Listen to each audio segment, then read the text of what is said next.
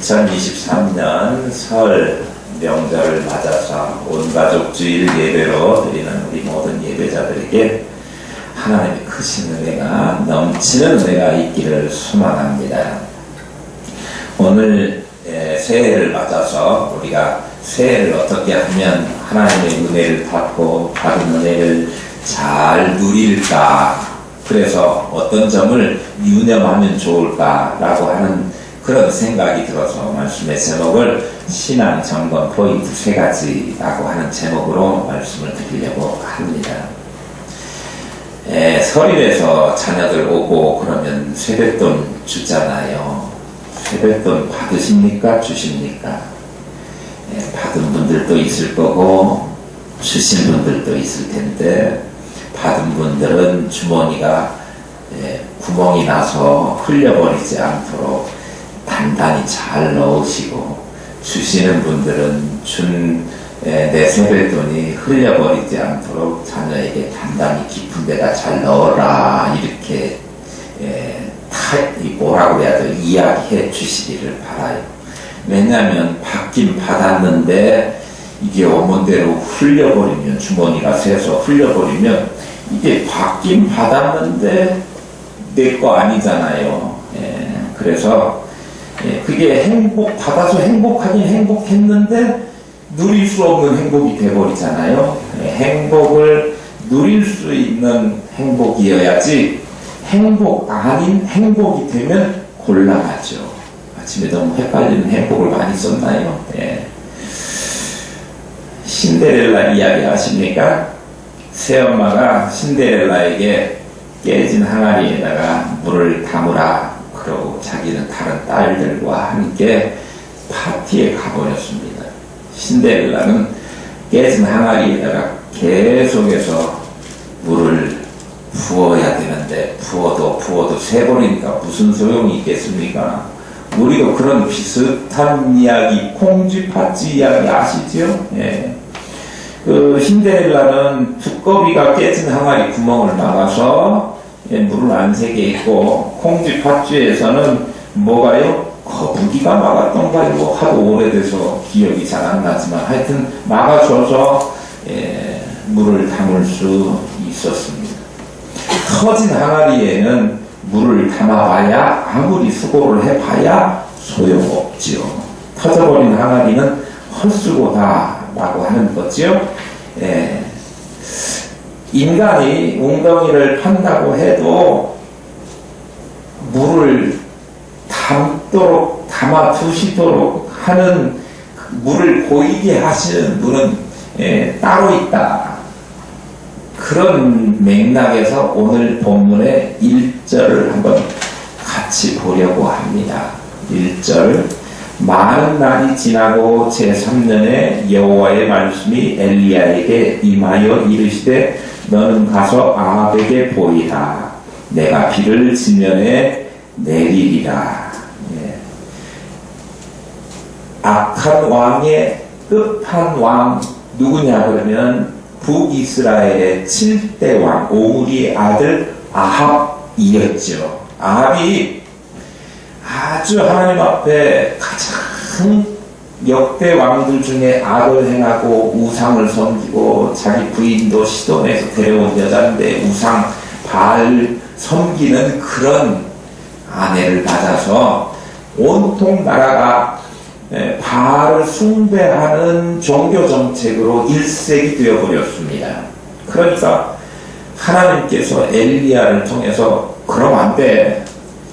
이스라엘은 지금 나눠졌다고 하더라도 하나님을 섬겨야 될 택한 백성이잖아. 그러니 너희 북이스라엘에게 앞으로 가뭄이, 우로가 수년 동안 내리지 않을 것이다 라고 하는 선포를 엘리야 선지자를 보내서 17장 1절에 그렇게 말하게 합니다.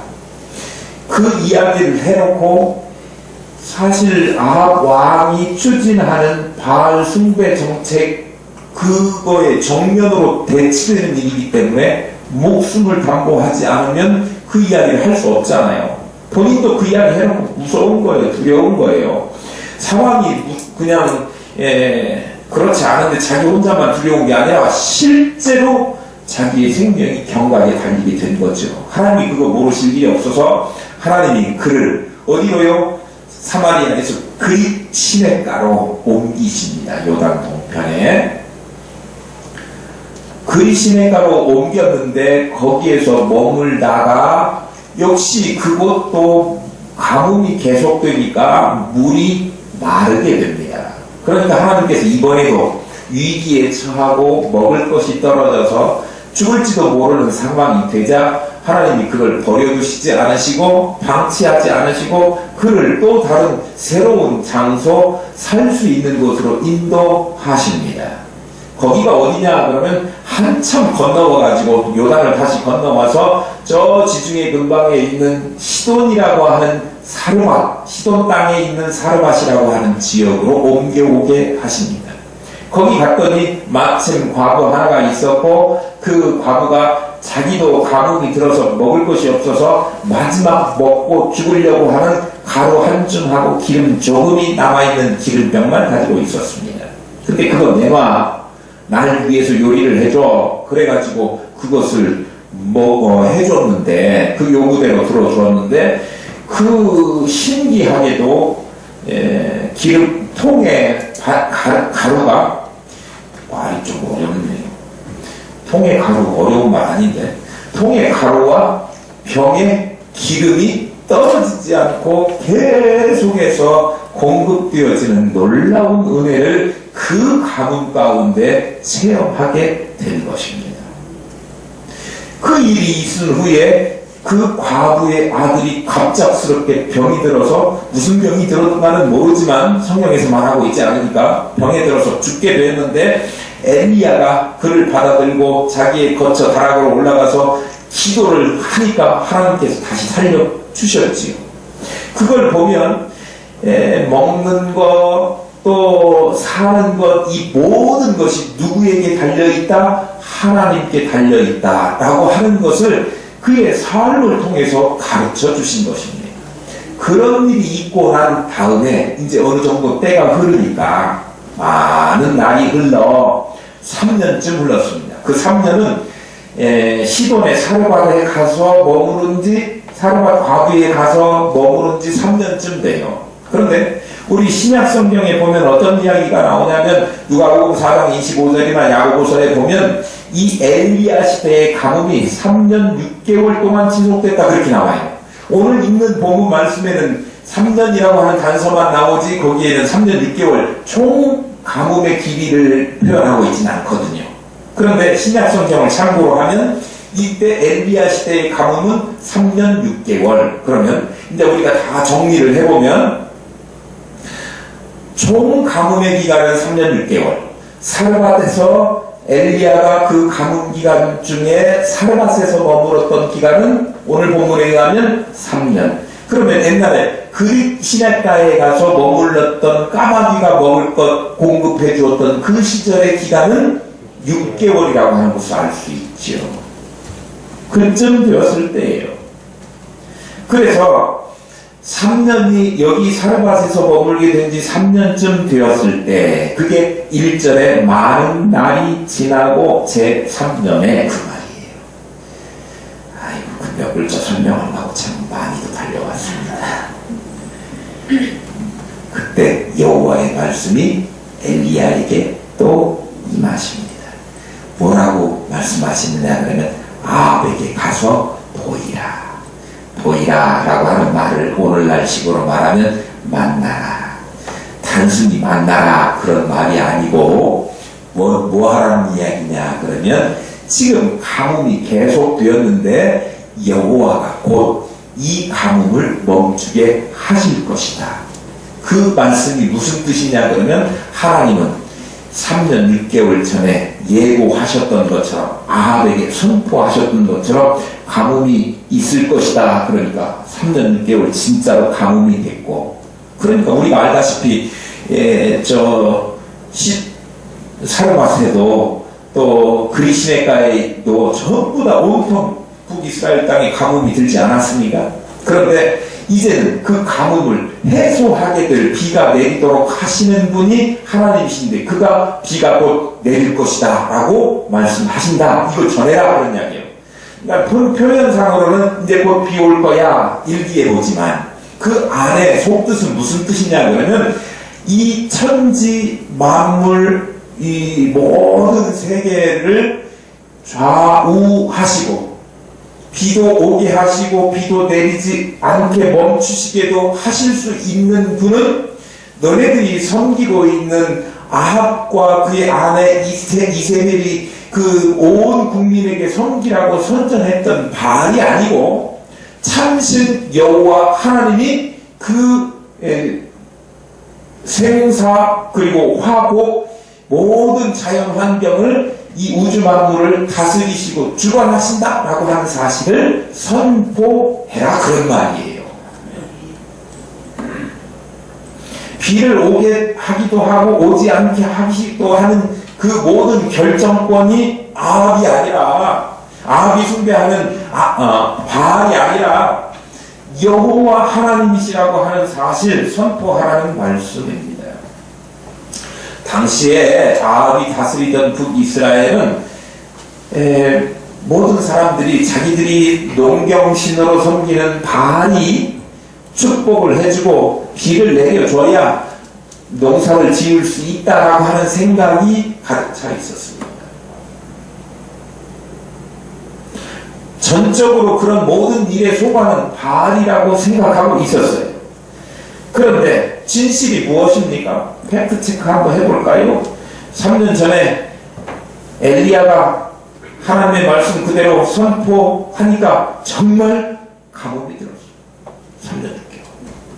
이제 비가 내리리라 하니까 우리 비 내리는 대목까지는 오지 않았지만 조그마한 구름 조각 하나를 통해서 비가 올 것을 예고하시고 그리고 바알을 섬기는 바알 선지자하고 엘리야가 대결하지 않습니까? 그래서 엘리야의 기도를 응답하시고 그 제물을 받으심으로 불태워 불사르심으로 하나님이 이 모든 일의 주권자이시고 결정권자이시라고 하는 사실을 증명해 보이고 진짜로 비가 내리는 일이 생기게 됩니다. 앞으로 우리가 그 대목을 고를 거예요. 하나님의 능력을 경험하게 될 겁니다. 그런데 그 비를 내리게 하시는 실제 주인공은 아합이 아니라 하나님이시다라고 하는 것이 사실이에요. 이제 정하신 때가 되니까 이 하나님께서 비를 내려주시겠다 선포된 대로 비가 내리게 될 건데요. 농경 사회에 있어서 비가 왜 중요하냐 그러면 비가 내리지 않으면 먹을 것이 없어지잖아요. 농사 못 지니까. 그래서 앞으로도 자연 환경이 힘들어지면 식량이 아마도 가장 큰 무기가 될 수도 있겠다 그런 생각이 듭니다. 그러니까 농촌을 막 그냥 방치해 놓으면 안 되고요. 농촌도 계속해서 유지할 수 있도록 뭔가 정책적으로 후원하고 이렇게 밀어주는 일이 있어야 돼요. 그거 농업을 포기하면 절대 안 됩니다. 앞으로 이 식량이 무기가 될 날이 곧 머지않아 올지 몰라요. 지금도 그렇지 않습니까? 우리가 밀재배 전체를 다 못하니까 수입에 의존하고 옥수수도 마찬가지고 다른 나라에서 옥수수가 잘 안 되면 우리나라 옥수수가 확 올라가잖아요. 소 한 마리 키우는데 1,000만 원이 넘게 들어간다고 합니다. 그러니까 소 한 마리 키웠는데 이 사료비 값이 그렇게 많이 들어가니까 소 한 마리 키워봐야 무슨 이득이 있겠습니까? 그러니까 이 모든 식량 같은 거 이런 것이 별것 아닌 것 같아도 무기처럼 될 수 있는데 그만큼 먹을 것 이것을 위한 자연환경 비가 내리는 것 이것이 얼마나 중요한가. 곧 비라고 하는 것은 인간의 생명과 직결되는 것이고 이거 없으면 우리가 화를 당하는 것이고 이것 있어야 행복을 누릴 수 있게 되는 거죠. 그래서 이 비가 내리고 안 내리고의 자연환경 단 한 가지를 이야기했지만 사실은 인간의 절대적인 생명선과 행복에 관한 이야기를 하고 있는 거예요.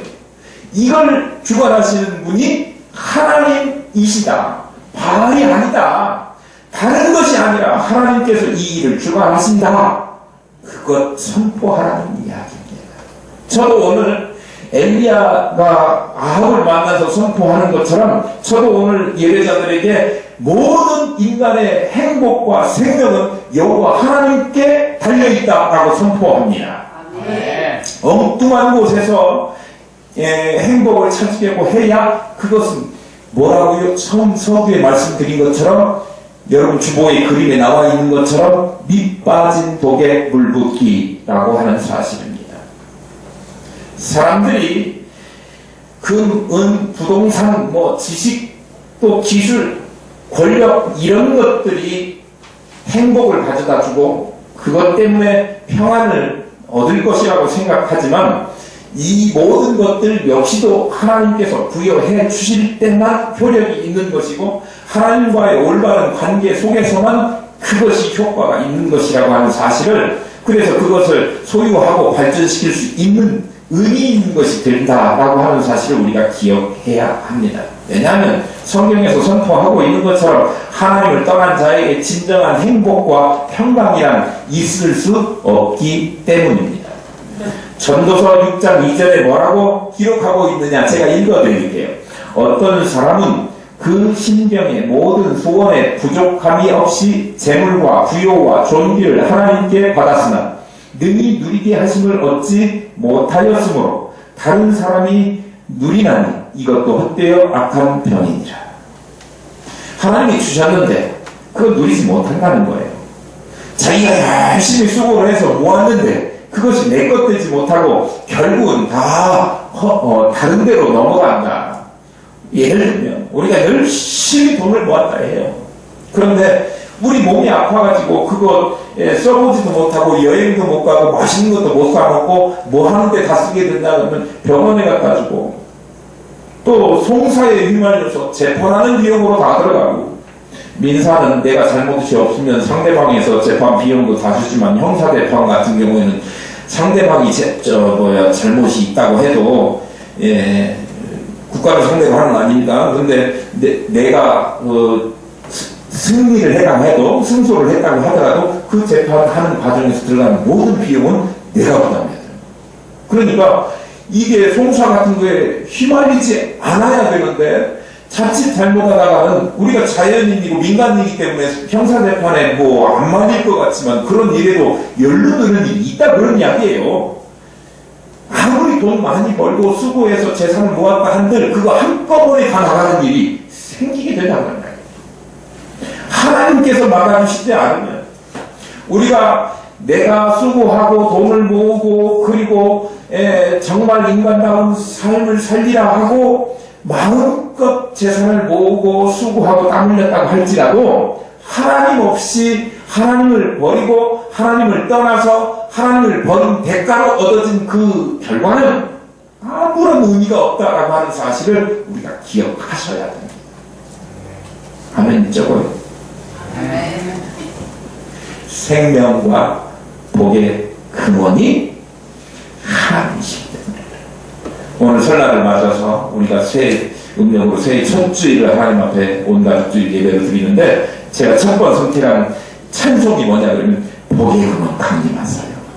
여러분 집에, 여러분 가정에, 여러분의 일터에, 우리 교회에 하나님 복의 근원이 강림하셔서 우리의 삶을 내가 아니라 하나님이 주도하시고 이끌어가시고 내가 노력해서 수고한 것이라고 할지라도 하나님께서 누리게 하시는 귀한 은혜가 있기를 축복합니다. 바위에서 기름을 짜내겠다, 얼마나 어리석은 일입니까? 하나님을 떠나서 부요와 행복을 누리겠다, 이것이 그와 똑같은 것입니다. 하나님을 떠나서 하나님을 버리고 하나님을 저버린 대가로 얻은 것들 다 어떤 거하고 똑같나 그러면 터진 웅덩이에 물을 저장하는 것과 똑같다라고 에레미야 2장 13절에 말씀하고 있습니다. 또 구멍난 전대에 돈을 넣는 것과 다름없다라고 학개서 1장 6절에 기록하고 있습니다.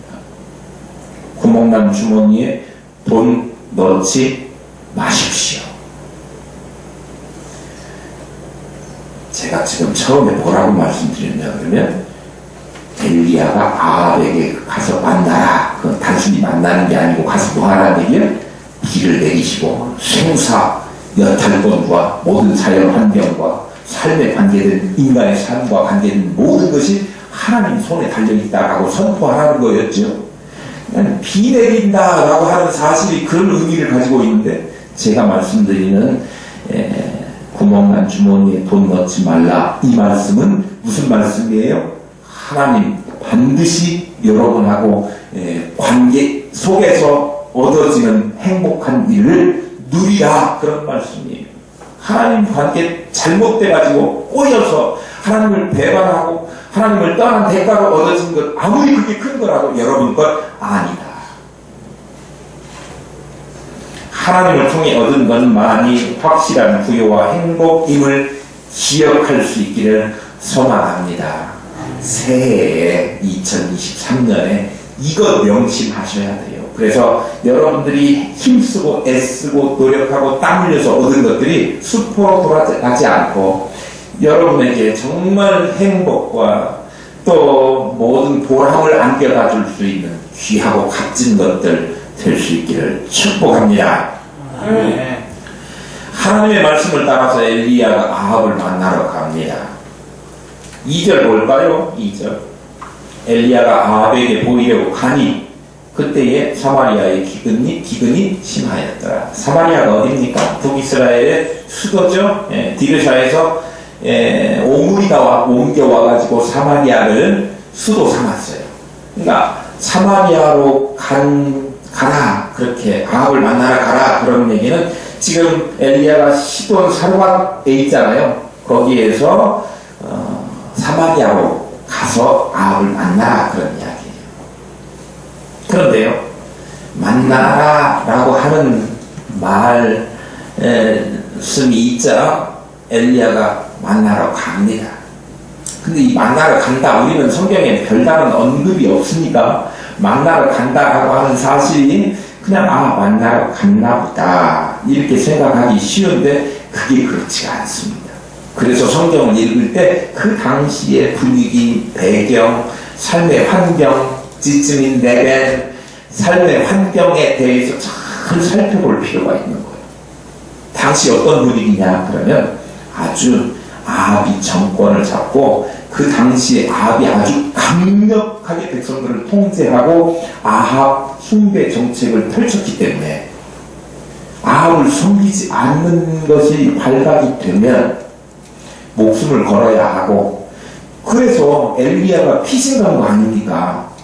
하나님의 모든 주권이 있다, 결정권이 있다, 생사화복을 주장하시는 분은 하나님이다. 그런데 지금 아합이 우상을 섬기고 있는 형국이 되었으니 반드시 이거 돌이키지 않으면 우로가 끊길 것이다 라고 선포하고, 본인도 그 말 해놓고, 그게 물론 하나님의 뜻이지만 아합이 자기 죽일 것 무서워서 도망갔지 않습니까? 은신했지 않습니까? 그 시냇가로 사르밧 과부에게 가서 3년 6개월을 묵었어요. 그러니 그런 상황에서 지금 사전에 여러분들 한번 눈으로 이렇게 가보십시오. 이세벨이 누굽니까? 아합 왕보다 한술 더 뜨는 그의 아내, 권력자의 부인이라 그런 말이죠.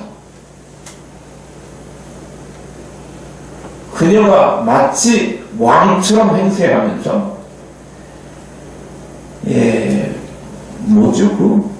우상 숭배하지 않으면 다 잡아 죽일 기세로 누구를 저 바알신을 섬기는 제사장들은 먹여 살리고 모든 것을 공급해 주면서 엘리야를 여호와 하나님을 섬기는 그런 사람들은 다 잡아 죽이는 형국이에요. 엘리야도 마찬가지로 지명수배가 떨어진 상황이죠. 그래서 지금 의심해 있는 것 아닙니까?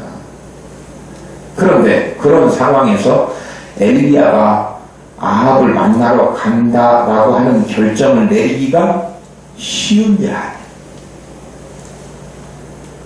여러분 같으면 쉽게 갈 수 있겠습니까? 가면 죽어요. 근데 갔다 이거예요.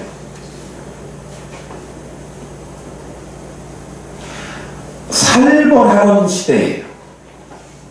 시작되면 죽어요. 그래서 여호와 선지자를 다 죽이는 시대가 되니까 그들 살아날 방법이 없는데도 하나님의 살아계심을 알고 하나님을 믿는 사람이 그 중에 있어가지고 그들을 굴에 숨겨가지고 먹을 것, 물과 떡을 공급해주는 일이 있었잖아요. 숨어서 은둔해야 될 생명을 부지할 수 있었던 시대에 대놓고 가서 아합 왕, 그 살벌한 아합과 이세벨을 만난다고 하는 것은 쉬운 일이 아니었다 그런 거예요.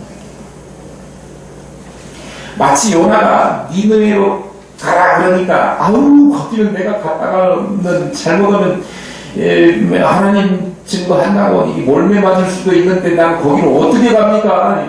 그러면서 다시스로 도망가는 그런 심정이었을 것입니다. 아마 그래도 요나는 그냥 가는데 가도 그렇게 죽을 것은 아닌데 그냥 가기 싫어서 뭐 요 정도 뉘앙스였다면 가기 싫은 감정만 있어도 안 가고 다른 데로 도망가고 싶은데 여기는 지금 죽을 상황이에요. 죽을 상황. 가면 죽어요. 붙들리면. 그러나 엘리야는 하나님의 명령에 순종해서 즉시 아합을 만나러 갑니다. 우리가 찬송할 때 찬송가 323장에 푸른바다 나선이모이라고 하는 찬송이 있어요. 푸른바다 나선이모 어디든지 가오리다. 그런데요, 저도 이 찬송 부를 때마다 부끄러운 생각이 드는 게 뭐냐 그러면 저 목회하면서 처음에 이 단독 목회하게 되면서 그 전에 이제 제가 뭐 공부도 많이 했고 큰 교회 지원하면 청빙 받아서 편하게 목회하리라 그런 생각을 가지고 있었어요. 그래서 작은 교회는 거들떠보지도 않았고 개척교회는 생각도 안 했어요. 개척교회 아주 다른 사람이 아주 내가 왜 우리 아버지 하나 하신 것도 내가 보니까 정말 죽지 못해 것 같은 그런 고생을 하셨는데 내 다보고 또 하라고요. 안 할래요. 이랬던 때가 있어요. 그러니까 내가 푸른바다 나선이모 찬송할 때 조금 캥기는 일이 있어요. 지금은 했으니까 그렇지 않죠. 그리고 막상 하고 보니까 빈들이나 아골골짜기라도 달려가라 그러시면 하겠다 그런 마음이 생겨요. 그런데요, 하나님께서 말씀하시면 제가 그랬던 것처럼 누구나 힘들고 어려운 일은 회피하고 도망가고 싶고 나는 아니었으면 좋겠어요. 근데 그 일을 누군가는 해야 될 일이에요. 사실 주님께서 우리에게 땅끝까지 가서 복음을 전하라 그러셨는데 그 일 누군가는 해야 되지요. 동의하시지요? 네. 예. 근데 나는 안 갔으면 좋겠어요. 내가 선교사로 가는 건 절대 아니고요. 내가 선교지 가가지고 잘못하면 시민하는 사회에 가서 내가 잡혀먹을지도 모르는데 거기를 어떻게 가. 그 다음에 이슬람 선교권 가면 이 기독교인들 발견됐다 그러면 지금도 엄청난 테러를 당하고 생명을 담보하지 않으면 이슬람 세계에서 선교 못합니다. 그러니까 이슬람에 가 있는 선교사님들 우리 박아굴라 선교사님이라고 이야기하잖아요. 원래 동명이 따로 있어요. 목사님이라고. 그런데 자기 신분이 밝혀질까 박아굴라라고 부르고요. 저분 그 써진 거 읽어보세요. 기도해 주세요라고 하는 거 혹시 검열 걸릴까봐 기도에다가 기자에다 점 찍고 도 이렇게 써요. 그러니까 기도라는 말도 기독교인인 것이 탄론하지 않으려고 그렇게 안 쓴다 그런 이야기예요. 하나님이라고도 안 해요. 때때로는 선생님께서 그분께서 그렇게 표현해요. 그만큼 목숨을 걸어야 되는 일이에요. 그런데 나보고 가라고 하는 거 나는 아닙니다. 그 이사야는 나를 보내소서 이렇게 고백했지만 나를 보내소서가 아니라 쟤를 보내소서 이게 우리들 고백 아닙니까? 자기 자녀들이 목회자 되겠다고 하면 상의를 무릎 꿇고 기도하면서 우리 아들 목사 안 되게 해주세요 기도한다네요. 태국에 관광 가서 코끼리한테 귀에다 대고 나 목사야 그러면 운다잖아요. 험하고 어려운 길이라고 해서.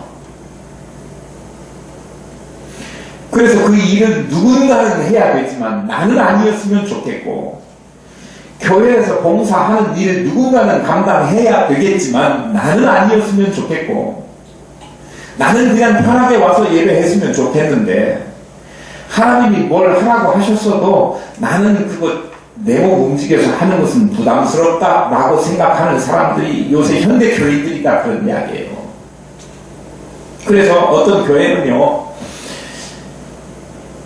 청소하는 일?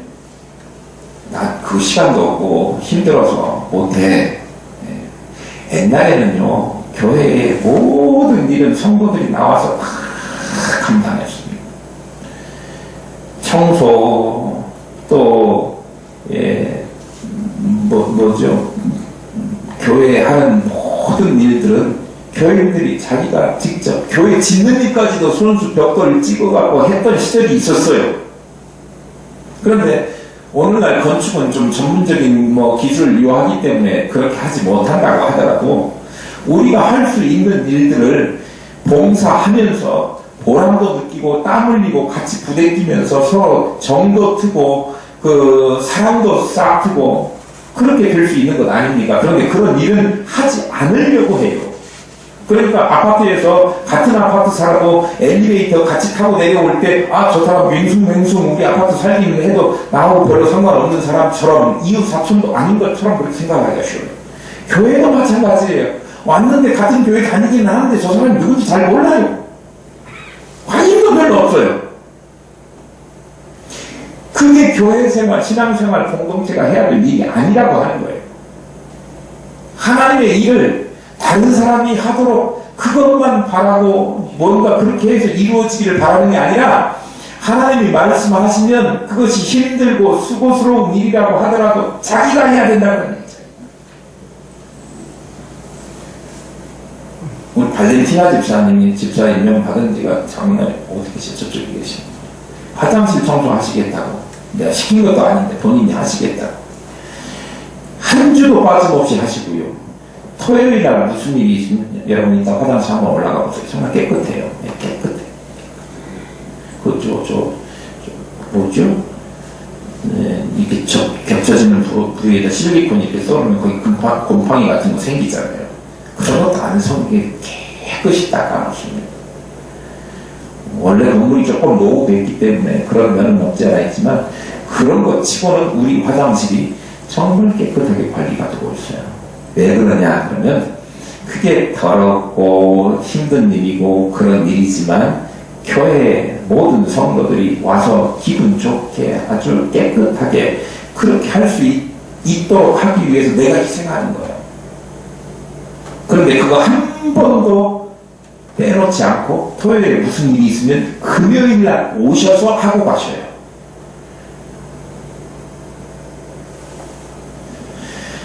교회 봉사해도 힘들고 어려운 일은 그냥 돈 내서 돈으로 합시다. 용역 불러서 합시다. 교회 밥하는 거 용역 불러서 합시다 하는 교회들이 있어요. 실제로 그렇게 하는 교회도 있고요. 청소도 용역 불러서 합시다. 그런데요, 교회에서 서로 성도들이 나누는 것, 교회를 깨끗하게 예배를 준비하는 것, 이거는요 용역 불러서 할 일은 아니라고 봐요. 왜냐면요, 우리가 예배하는 사람들이잖아요. 함께 예배하잖아요. 그러면 누군가 우리 중에는 다른 사람의 예배를 위해서 우리 모든 사람들의 깨끗함을 위해서 또 소중하게 정성스러운 예배를 하는 마음으로 하나님 앞에 나와서 봉사하는 것, 땀 흘리는 일을 감당해야 되는 거예요. 그래서 제 목회 계획 중에는 앞으로 제가 은퇴하는 날까지 우리 교회의 식사나 또는 청소나 교회가 아무리 커져도 이 일을 용역 불러서 하는 일은 없다, 그렇게 정해놨어요.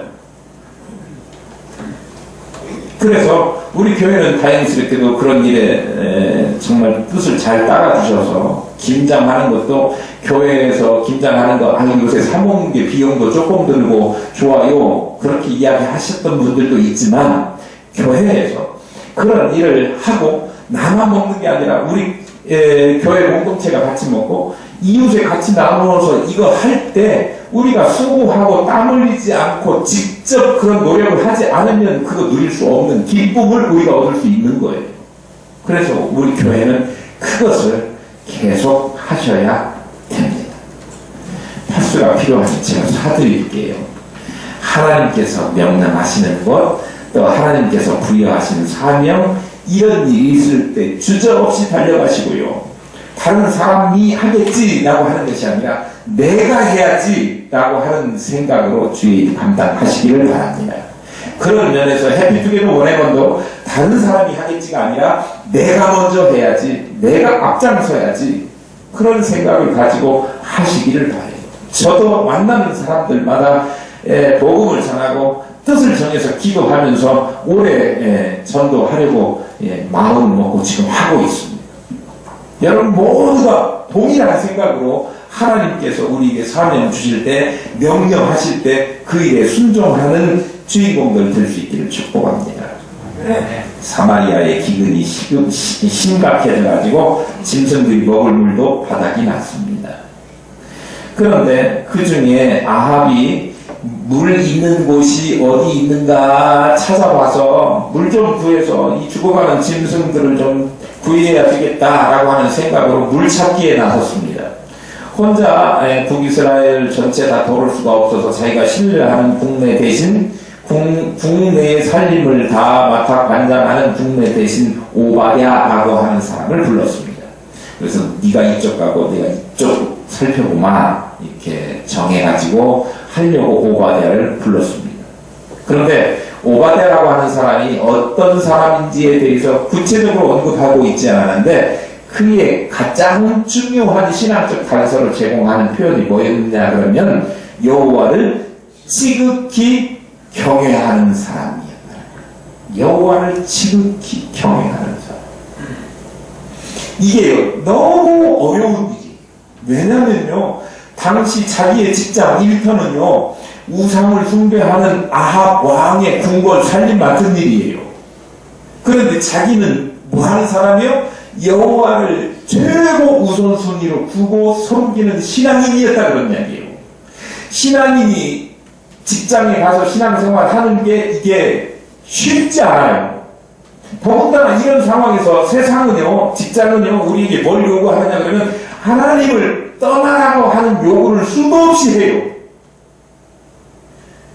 일을 잘하려고, 대인관계를 잘하려고 하면 술도 먹어야 되고, 때로는 하나님 모른 척 해야 되고, 예배하는 일도 미뤄야 될 때가 많다 그런 이야기예요. 그러니까 예수 잘 믿고 하나님을 지극히 사랑하는 사람에게는 갈등을 겪을 수밖에 없어요. 갈등이 있을 수밖에 없어요. 갈등 없이 세상이 요구하는 대로 그냥 그렇게 따라가 버리면 신앙생활은 꽝 되는 거예요. 그러나 갈등 끝에 갈등이 있지만 그럼에도 불구하고 가장 옳은 일, 가장 잘한 선택이라고 생각되어지는 하나님의 일을 감당하는 것, 하나님의 뜻을 따라 사는 것, 이것이 우리 믿음의 사람들에게 필요하다는 거예요. 믿으면서 아무런 갈등 없이 술 마시는 자리에 가서 술 먹고, 그리고 어울리지 말아야 될 복의 자리가 아닌 죄인의 자리에 앉거나 같이 동석하거나 그런 일을 하지 말아야 되는 거예요. 그게 복 있는 사람. 그게 하나님을 지극히 경외하는 사람. 여러분, 이게 지금 제가 세 번째 포인트를 말씀드리고 있는데요. 성도의 신앙은 삶 속에서 갈등 가운데서 올바른 선택을 하고 살아야 된다. 그 이야기 하고 있는 거예요. 오바댜는 왕궁 전체 관리를 하는 그런 사람이었는데 일 속에서 신앙과 충돌할 때가 있었어요. 그러나 그는 여호와를 지극히 경외하는 사람이었고 신앙에 목숨을 건 사람이었어요. 4절 한번 보십시다. 한번 같이 읽어봐요. 시작. 이세벨이 여호와의 선지자를 멸할 때에 선지자 100명을 가지고 50명씩 불에 숨기고 떡과 물을 먹였다. 오바댜가 여호와를 지극히 경외하는 사람이었다고 평가받을 수 있는 구체적인 이유가 뭐냐 그러면 그가 100명의 선지자를 북이스라엘에 100명의 선지자가 있었을까라고 하는 의문도 들어요. 하나님 뭐 그런 선지자도 있었지만 그 사람들을 이야기하는 것 같지는 않고, 제가 볼 때는 선지자가 되기 위한 선지학교, 거기에 학생들이 지금 이 상황에서 잘못하면 학교가 폐교당하고 또 잡혀가서 고문당하고 죽음을 당할 수 있는 상황이었기 때문에 그들을 숨겼다, 이렇게 생각이 돼요. 정확하게 뭐 말씀하고 있지 않습니까? 제 짐작일 뿐인데요. 어쨌든 그들을 50명씩 나누어가지고 불에다가 숨겼다는 거예요. 근데 물이 구하기가 귀해서 왕조차도 물 찾으러 가자고 지금 오바댜를 부른 거 아닙니까? 그런 상황에서 물을 어렵게 구해서 그들을 먹였어요. 1명 아니고 5명 아니고 100명, 50명씩 득대로. 그 당시에 떡은 얼마나 귀한 것입니까? 오늘날 떡 흔적만전하지만 당시의 떡은요, 사르밧 과부가 그거 한 조각 먹고 죽을 날만 기다려야 됐던 그런 떡이에요. 너무 소중한 떡이에요. 그 떡을 구한다는 일은 정말 적지 않은 발품을 팔았을 것이고, 그 떡이 아무리 하찮은 거라도 그것이 희소성이 생기게 되면 가격이 천정부지로 올라가게 되지요. 그러면 그 당시에 떡을 만들기 위해서, 떡을 구하기 위해서는 많은 돈이 필요했을 것입니다. 그래서 오바댜가 50명씩 두 대로 100명의 선지자들을 굴에 숨기고 먹이려고 하면 물을 구하는데 힘들었고, 뿐만 아니라 떡을 구하는데 많은 돈이 들어갔고, 또 그 일 자체가 아합에게 발각되면 죽을 일이에요. 자기도 죽고 숨겨주었던 그 사람들도 한꺼번에 발각돼서 다 같이 죽을 일인데, 그 일을 했다. 뭐 했다는 얘기예요? 생명 걸었다. 목숨 걸었다. 또 하나는요, 자기의 모든 경제적인 것을 쏟아 부었다, 그런 거예요.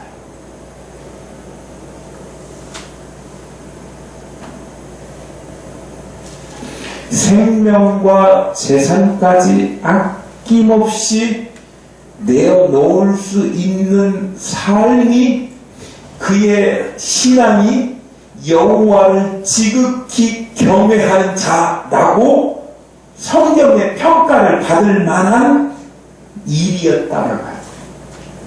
그러면 우리가 하나님의 백성, 하나님의 자녀, 성도라고 하는 호칭을 받았다고 하면,